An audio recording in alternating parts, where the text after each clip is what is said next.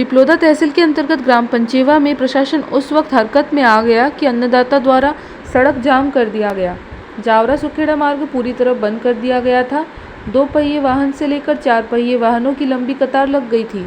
आवागमन पूरी तरह से अवरुद्ध होने से लंबी कतारें नजर आ रही थी। पिपलोदा तहसीलदार देवेंद्र दानगढ़ सहित सुखेड़ा पुलिस चौकी प्रभारी मई जवानों के साथ पंचेवा पहुंचे। ग्राम पंचेवा और आसपास के क्षेत्र के अन्नदाता द्वारा सुखेड़ा जावरा मार्ग पर हाथों में अपनी खराब हुई सोयाबीन फसल लिए धरना प्रदर्शन किया गया। धरना प्रदर्शन लगभग 2 घंटे चला। तहसीलदार दानगढ़ और पुलिस चौकी प्रभारी मकोड़ के पहुंचने पर अन्नदाता द्वारा नारेबाजी कर अपना विरोध जताया गया। वहीं दानगढ़ द्वारा किसानों से चर्चा कर समझाइश दी गई। दानगढ़ द्वारा किसानों को बताया गया कि खराब हुई फसलों का सर्वे चालू हो गया है। दानगढ़ और मकोड़ के समझाने के पश्चात आवागमन चालू किया गया। प्रदर्शन कर रहे थे आप और ज्ञापन भी दिया, क्या है मांग आपकी उसमें?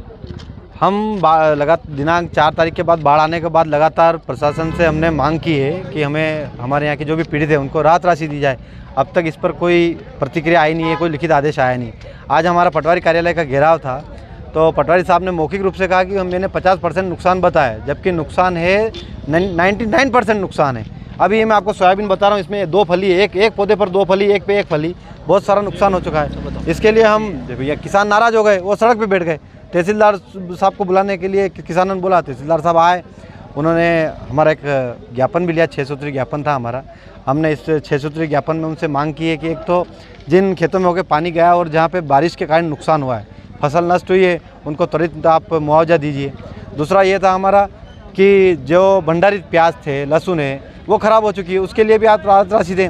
जिन घरों में बाढ़ का पानी घुसा है उन लोगों को त्वरित जितना फास्ट हो सके आप राहत राशि दें तो आगे उनकी दिनचर्या चले।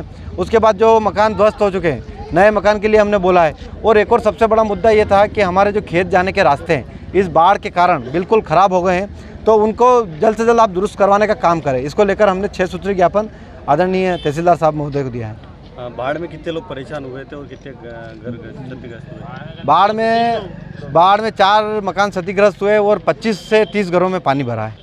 अभी क्या बताया, क्या आश्वासन दिया है? तहसीलदार साहब ने कहा है कि हम सोयाबीन जो नष्ट हुई उसका सर्वे कर रहे हैं और राहत राशि के जो प्रकरण है जिनके घरों में पानी भरा है ये उनकी कार्रवाई चल रही है, इस पर बताया। और हमारे जो रास्ते दुरुस्तीकरण का है तो उन्होंने कहा कि जल्द से जल्द करवाने का प्रयास करेंगे। हर क्षेत्र में किसान ही परेशान दिखाई दे रहे, क्या कहेंगे उसमें?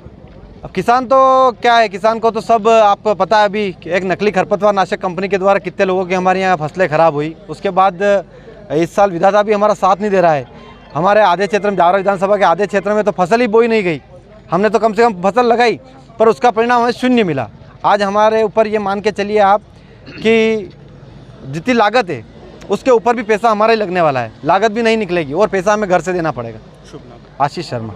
पंचेवा में सड़क जाम कर धरना प्रदर्शन किया, क्या कारण रहा इसका? आज ग्राम वासियों और किसान संघ के द्वारा 6 सूत्री मांग का ज्ञापन दिया था। इसके संदर्भ में जो बिंदु थे उस संबंध में इनके द्वारा अवगत कराया गया है। तो इसके संबंध में संज्ञान लेकर शीघ्र हम लोग कार्रवाई आरम्भ कर रहे हैं। कुछ बिंदुओं में कार्रवाई कर ली है तो उसका शीघ्र निराकरण हो जाएगा। जावरा से JP मालानी की रिपोर्ट।